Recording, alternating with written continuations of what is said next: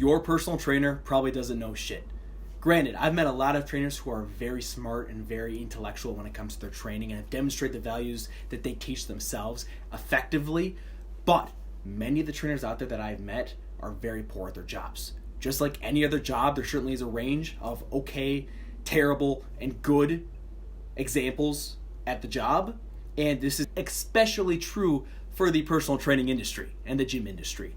With so many New Year's resolutions entering the gym, gyms are literally trying so hard, harder than they have like any other time during the year, to get the people into the gym so that they can charge super high amounts of cash for these sessions that they tell them will get them jacked, will get them swole, will get them lean, will get them shredded. And yet, so many of the personal trainers, in my opinion, and by a lot of other fitness professionals' opinions, don't demonstrate the values themselves effectively, and instead of opting for the highly beneficial compound exercises like bench, squat, deadlift, they instead opt for highly ineffective single joint exercises that could be subbed out for an exercise that is exponentially times better and possibly even safer, and to push them towards their goals. And I get that every single client has very individual needs. I think this pushes my point further, because every single client has individual needs, injuries, and whatnot. I still see at every single gym that I've been to, minus a few of the highly specialized gyms like Primal Strength Fitness and Metroflex, I still see these personal trainers taking the exact same cookie cutter approach for every client and applying it to everyone. Part of me wants to walk up to these trainers and clients and just shake them and be like, you are literally scamming this person.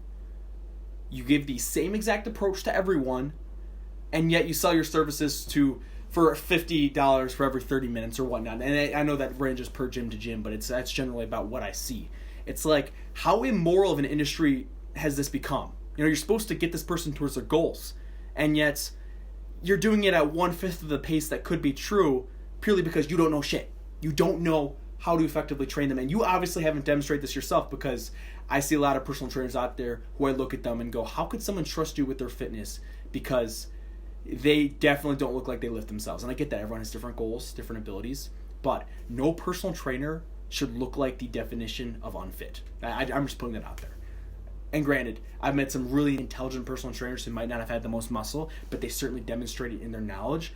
But when you already don't look fit yourself, and don't know jack shit about the gym or getting strong, and don't have any impressive feats yourself to demonstrate. Like, I've seen some people who can run really, really, really far distances who don't look the best. Perfect. You're a great runner. You demonstrate that yourself. But I also see some personal trainers who look kind of like shit, who still don't demonstrate it, both in themselves and in what they spew out of their mouth. So I urge every single New Year's resolution who's entering the gym, take a look at the personal trainer, take a look at their education, because most of these educations can be Googled. I've literally had personal trainers telling me themselves that they Googled the answers. They found a Quizlet with all the answers for their NASM, AST. I don't care what certification it is, because they're all very easy to find online and incredibly there's the number of people who have them is very high. And literally tell me that they've Googled the answers to the test to get their certification. And it's followed up with no other education besides that.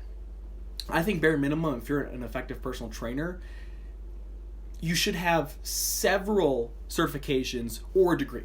You should have gotten a degree to prove that you actually did coursework for this, instead of just Googling the answers to the test like anyone else can do. Like, I've met some incredible people who have backgrounds who demonstrate it what I sort of now believe well. Like Matt Wenning, when I had him in my podcast, he said himself, when he looks at a fitness individual and to kind of evaluate whether they have what it takes to be listened to and to be followed, he looks at their education, he looks at the people they surround themselves with and the people they learn from, and he looks at themselves, have they demonstrated it physically. And I think there might have been one other criteria to that, but that's sort of what I kind of took away from the conversation myself. And I see personal trainers who almost have none of these, besides the formal certification and besides knowing the exact same, 8 exercises that they take their clients through, the circuits, the ab training, the ropes, and just like and the banded exercises, where they might be working like a really important muscle group like the rear delts, but it's still highly ineffective. So, to all New Year's resolutioners, I beg you, look at what they have done themselves in both the intellectual and the physical sense, and then evaluate whether you're going to listen to them. Do some research, learn about your own body, so you have a background of knowledge that can be used to evaluate whether this personal trainer should have your $50 for every 30-minute session, or should be moved on for another personal trainer in another gym, or just skip completely. Because myself, I never like actually went to a personal training session. I think I did once with Steve Stinson from the Athletic Club, who actually is a very good trainer and a very intellectual, very knowledgeable person who I've actually had many great conversations with. So Steve, if you're watching this, you are incredible. But when it comes to many other trainers, you know, it's one of the things too where it's like I'm listening to them talk and I'm just like, you are so full of shit. Like, how can anyone actually listen to this and trust you off of your word? Like, how immoral has this gone to where it's like you either are completely clueless and think you know the best, or you actually know how full of shit you are too.